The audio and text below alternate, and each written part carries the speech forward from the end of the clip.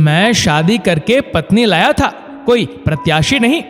जब तुम मेरे ही सुख सुविधा और मेरा ख्याल नहीं रख सकती तो तुम्हारे होने या ना होने से क्या फर्क पड़ता है?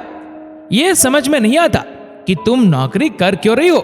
कौन सी ऐसी जरूरत है तुम्हारी जो मैं पूरी नहीं कर सकता, या फिर कोई और बात है? अविनाश अपनी पत्नी सुनंदा से कहता है। तो सुनंदा बोली, ये आप कैसी बातें कर रहे हैं? शादी के पहले भी मैं काम करती थी। मैं नौकरी अपनी खुशी के लिए करती हूं और आप मुझ पर शक कर रहे हैं। यहां बात पैसों की नहीं है। मुझे काम करने से खुशी मिलती है और आपका कौन सा ऐसा काम है जो मैं नहीं करती हूं? क्या मैं एक बहू और पत्नी का धर्म नहीं निभाती? आप ये क्यों भूल जाते हैं कि मैं भी एक इंसान हूं? फिर अविनाश बोला, अपनी ये चालाकी घर वालों को दिखाओ। तुम्हारे आंसुओं का मुझ पर कोई असर नहीं होता। जब तुम काम करके इतना थक जाती हो कि मेरी ख्वाहिशों को भी पूरा नहीं कर पाती, मानो मैं तुमसे जबरदस्ती कर रहा हूं, तो क्यों ये काम करती हो? तुम मेरी इच्छा भी पूरी नहीं कर पाती, फिर तुम्हारे रहने ना रहने का क्या फायदा? घर के काम के लिए तो कामवाली भी रखी जा सकती, फिर बीवी की क्या जरूरत है? सुनंदा की आंखों में आंसू थे। वो रसोई में चली गई, खुद को दूसरे कामों में उलझाने लगी। तभी उसकी सास कमला जी आई और बोली, बहू, तुम अपने साथ हर रोज अन्याय करती हो और दूसरों को करने देती हो। आखिर ये कब तक चलेगा? अरे जिसे किसी चीज का अभाव ही नहीं होने देती तुम, वो तुम्हारे दुख को क्या समझेगा? तो सुनंदा बोली, मम्मी जी, आपको भी मेरी नौकरी करना पसंद नहीं क्या?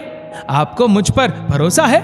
मैं नौकरी करती हूँ ताकि कुछ पल अपने साथ बिता सकूं, वरना घर में इनकी कही हुई बातें मुझे चुभती है। जरूरत पूरी होने के बाद मेरे होने या ना होने का इन पर कोई फर्क नहीं पड़ता। फिर कमला जी बोली, वो मेरा बेटा हुआ क्या हुआ, वो गलत है। हम भी अपनी इज्जत बचाने के लिए उससे कम बातें करते हैं। जो अपनी पत्नी की इज्जत नहीं करता, वो क्या अपने माँ बाप की इज्जत करेगा? बस आंखों के सामने रहता है तो संतोष है कि तुम ठीक हो, वरना तो हमारे कुछ कहने पर वो तुम्हें लेकर दूसरी जगह चला जाएगा। तो सुनंदा बोली, आप सास होकर मेरी इतनी चिंता करती है, पर वो पति होकर मेरी भावनाओं को नहीं समझते। फिर कमला जी बोली, बहू, हर मर्द पहले अपनी इच्छाओं को सामने रखता है, पर हर मर्द इतना भी खराब नहीं होता जितना मेरा बेटा हो गया है। कहीं ना कहीं तुम्हारी भी गलती है। जब उसने पहली बार तुमसे अपशब्द कहे या तुम्हारे चरित्र पर उंगली उठाई, उसी समय तुम्हें उसका जवाब देना चाहिए था।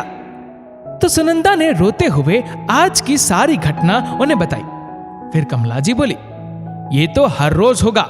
अगर उसे तुम जवाब दोगी कि तुम भी कमाती हो, उस पर निर्भर नहीं हो, उसे एहसास दिलाओ कि उसके साथ रहने ना रहने से तुम्हें भी कोई फर्क नहीं पड़ता, तभी उसे तुम्हारी अहमियत पता चलेगी।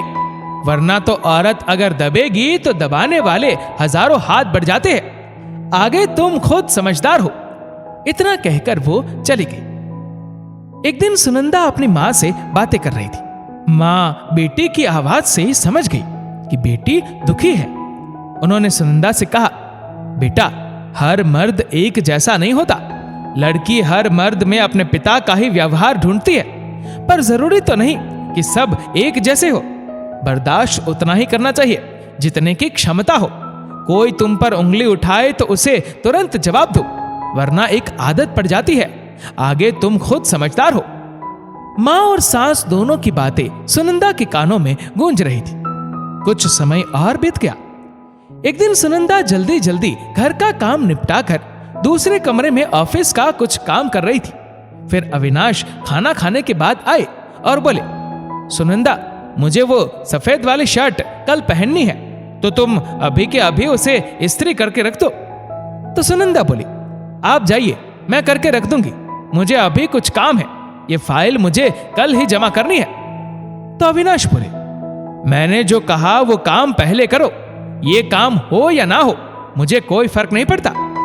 फिर सुनंदा को कमला जी की बात याद आई। उसने कहा, जिस तरह आपका काम आपके लिए महत्वपूर्ण है, मेरा भी काम जरूरी है। आपके बिना मैं अपने सारे काम करती हूँ, उसी तरह आप भी मेरे बिना रहने की आदत डाल लो।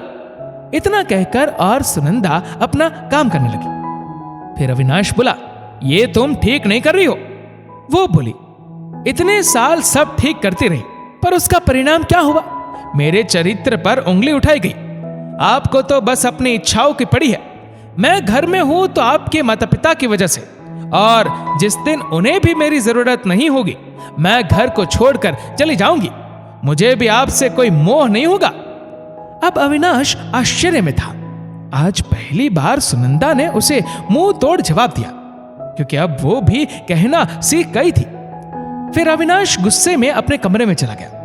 अगले दिन सुनंदा लंच बॉक्स देने गई तो उसने कहा, बीवी का फर्ज निभाती नहीं हो, ये डब्बा देकर क्या जताती हो? तो सुनंदा मुस्कुराकर बोली, कोई बात नहीं, ये डब्बा मैं ऑफिस लेकर चली जाऊंगी। वो डब्बा लेकर रसोई में चली गई। कुछ दिन ऐसे ही बीता।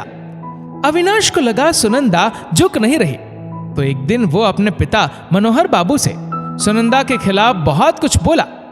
फिर मनोहर बाबू बोले, बेटा एक बात बताता हूं, औरत को कमजोर समझने की भूल मत करना।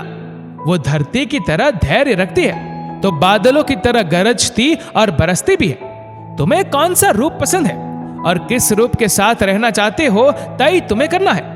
बिना बहू के तो हम इस घर की कल्पना भी नहीं कर सकते हैं। बेटा बदलना तो तुम्हें ही है, ये बात तो तुम जानते हो।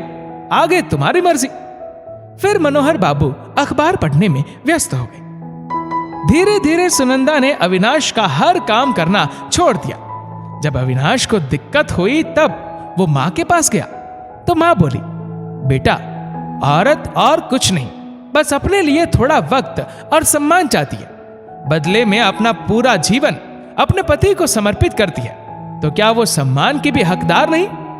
बहू काम करती है ताकि वो खुद के साथ थोड़ा वक्त बिता सके, क्योंकि तुम्हारे पास उसके लिए ना तो वक्त है और ना ही मीठे वचन। तुमने अपने वैवाहिक जीवन में खुद ही आग लगाई। आगे की जिंदगी काटनी है या फिर एक दूसरे को एक और मौका देना है, सोच लो। फिर अविनाश समझ गया कि गलती उससे कहां हो रही थी। एक रात सुनंदा कमरे में सो रही थी। अविनाश बार बार करवटें बदल रहा था, तो सुनंदा बोली, क्या आपको मुझसे कुछ कहना है? फिर अविनाश आश्चर्य से बोला, तुम मेरे मन की बात कैसे समझ जाती हो? तो सुनंदा बोली, इतने सालों तक आपको समझने की कोशिश ही कर रही हूं कि शायद एक दिन आप भी मुझे समझेंगे। फिर अविनाश बोला, मुझे माफ कर दो, मैं अपने कुछ दोस्तों के बहकावे में आ गया था। उनकी पुरानी और रूढ़िवादी बातें मेरे दिमाग में घर कर गई थी। तो सुनंदा बोली, किसी और के कहने का आप पर इतना असर होता है, पर अपनी पत्नी और माता पिता के कहने का तो असर नहीं होता। जब तक इंसान के मन में शक का बीज ना हो, वो कभी पौधा नहीं बनता, ये जान लीजिए। अब पति पत्नी ने मिल बैठकर बातें की और सब गिले शिकवे दूर हो गए। जिसकी गलती थी उसने माफी मांगी, तो सामने वाले ने भी अपना मन बड़ा करके उसे सुधरने का एक मौका दिया। फिर सुनंदा बोली, मैं पत्नी का हर फर्ज निभाऊंगी, परंतु ये याद रखिए, मुझे इनकार करने का भी पूरा अधिकार है। मैं काम करती हूं अपने लिए, क्योंकि मुझे मेरे काम से खुशी मिलती है। फिर सुनंदा घर और बाहर दोनों खुशी मन से संभालती थी। उन दोनों को खुश देखकर कमला जी को भी संतोष हुआ कि उनके रहते ही बेटे बहू का रिश्ता फिर से फलने फूलने लगा। दोस्तों, कहां लिखा है कि औरत बस पति की इच्छाओं को पूरा करने के लिए विवाह करती है? क्या उसकी अपनी कोई खुशी नहीं होती? अपनी इच्छाओं को पूरा करने के लिए हर बार दूसरे का मुंह ताकना क्या जरूरी है? पति के सुख के लिए वो सब कुछ करती है, तो क्या पत्नी की तरफ पति की कोई जिम्मेदारी नहीं? इस वीडियो को लेकर आपकी क्या राय है, नीचे कमेंट करके जरूर बताएगा। और अगर आपको वीडियो अच्छा लगा हो तो इस वीडियो को लाइक करेगा, शेयर करेगा ज्यादा से ज्यादा लोगों तक, और ऐसे ही और भी इंस्पिरेशनल वीडियोस के लिए सब्सक्राइब करें हमारे यूट्यूब चैनल को और फेसबुक पर फॉलो करें हमारे पेज को। धन्यवाद।